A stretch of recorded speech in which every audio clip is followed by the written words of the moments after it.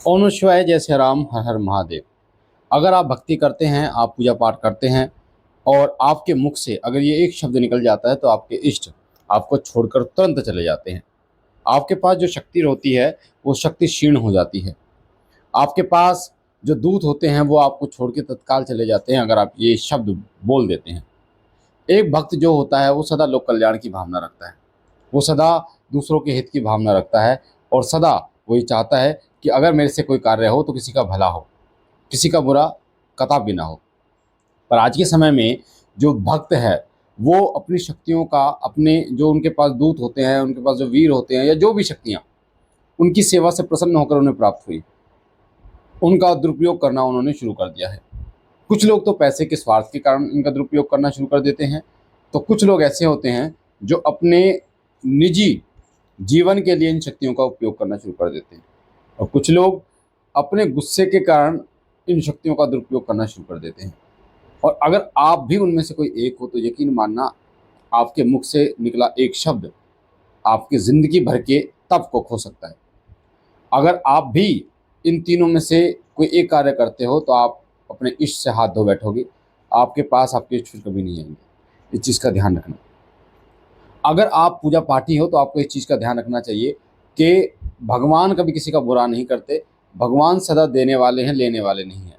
वो सदा लोक कल्याण करते हैं और उन्हीं के गुणों को आपको और हमें धारण करना चाहिए कि जिस प्रकार से मैं बाबा भोलेनाथ का एक छोटा सा सेवक हूँ, मैं बाबा जी के चरणों का दास, मैं सेवा करता हूँ, तो मैं बाबा भोलेनाथ के गुणों को धारण करता हूँ। तो जिस प्रकार से हलाहल उन्होंने धारण किया लोक कल्याण के लिए, हमें भी लोक कल्याण के लिए कुछ न कुछ अवश्य ऐसा करना चाहिए।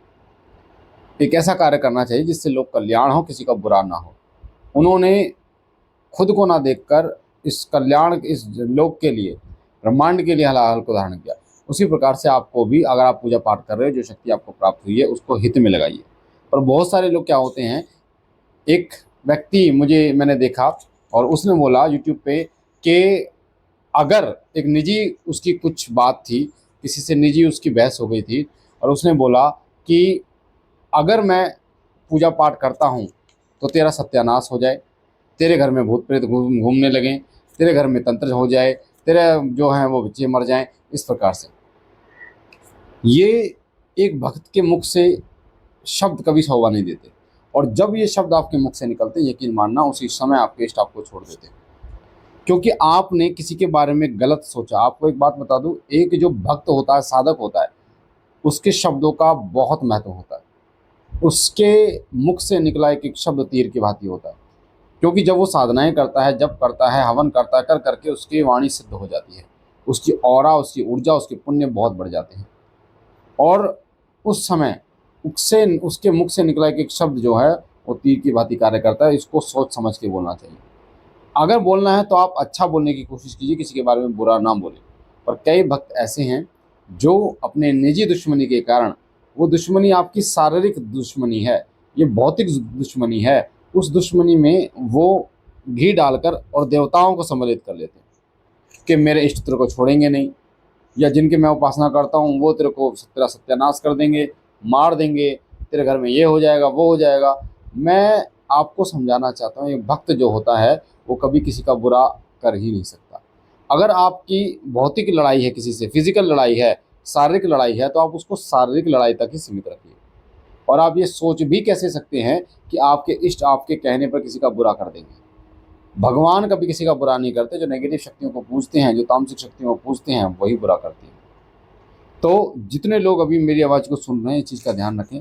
अगर आप भक्त हैं, प्रभु की भक्ति करते हैं, आप चाहे गद्दी लगाते हैं, चाहे चौकी लगाते हैं, मेरा मानना ये, अगर आपके ऊपर कोई तंत्र भी कर रहा है और आपको पता है कि ये व्यक्ति तंत्र कर रहा है और आप भी एक भगत हो, तो मेरा मानना ये, तब भी आप अपने इष्ट से ये प्रार्थना कीजिए कि प्रभु केवल मेरी रक्षा कीजिए, केवल मेरी रक्षा कीजिए। मैं इसका बुरा नहीं चाहता, वो आप देखिए आपको क्या करना है, क्योंकि मैं धर्म के रास्ते पर हूँ, मैंने किसी का बुरा नहीं किया। मेरी इससे रक्षा कीजिए। मैं नहीं चाहता, मैं खुद नहीं चाहता कि इसका बुरा हो किसी प्रकार से। इसको बुद्धि दीजिए, सद्बुद्धि दीजिए, ताकि ये और लोगों का बुरा ना कर पाए। तो हम शिव शक्ति धाम से, श्री सिद्ध विश्व शक्ति धाम से कभी ये नहीं सोचते, शिव कृपा परिवार से कभी किसी का बुरा ना तो सोचा है, ना सोचेंगे कभी। अगर कोई आपके ऊपर कर भी रहा है, मारण क्रिया भी कर रहा है, तब भी मैं एक ही चीज़ बोलूँगा, बेटा अपने इष्ट पर भरोसा करके उनसे ये बोलिए कि प्रभु हमारी रक्षा कीजिए, हम कभी ये नहीं बोलते कि प्रभु उसको मार दो, उसका सत्यानाश कर दो, उसका ये कर दो, उसका वो कर दो, कभी, क्योंकि भगवान सब जानते हैं। वो आपके अंदर की धारणा को भी जानते हैं और सामने वाले व्यक्ति की अंदर की धारणा को भी जानते हैं। और जब आप इन शब्दों को बोलते हैं कि आप मैं उसका सत्यानाश कर दूंगा या मैं उसके ऊपर तंत्र कर दूंगा, तो उसी क्षण आपके इष्ट की पवित्र शक्ति आपको छोड़कर तत्काल चली जाती है, आपको पता भी नहीं चलता। उसके बाद आप सिर्फ ड्रामा करते रहते चले रह जाते हैं, उसके बाद कुछ नहीं रहता आपके हाथ में। तो अगर आप भक्ति करते हो तो भक्ति के नियमों को, मर्यादा को समझो। भगवान कभी किसी का बुरा नहीं कर सकते, बाबा भोलेनाथ कभी किसी का बुरा नहीं कर सकते, माँ काली किसी का बुरा नहीं कर सकती, माँ दुर्गा किसी का बुरा नहीं कर सकती, बाबा गोरक्षनाथ किसी का बुरा नहीं कर सकते। ये केवल अच्छा कर सकते हैं, ये केवल भला कर सकते हैं। इस चीज़ का विशेष रूप से ध्यान रखिए। और आपकी फिजिकल लड़ाई है, आपकी कोई बहस है, तो आप उसमें देवताओं को सम्मिलित ना करें। अगर ऐसा करोगे, मैंने एक व्यक्ति को देखा, उसने बोला कि तेरा इतने महीने में सत्यानाश हो जाएगा।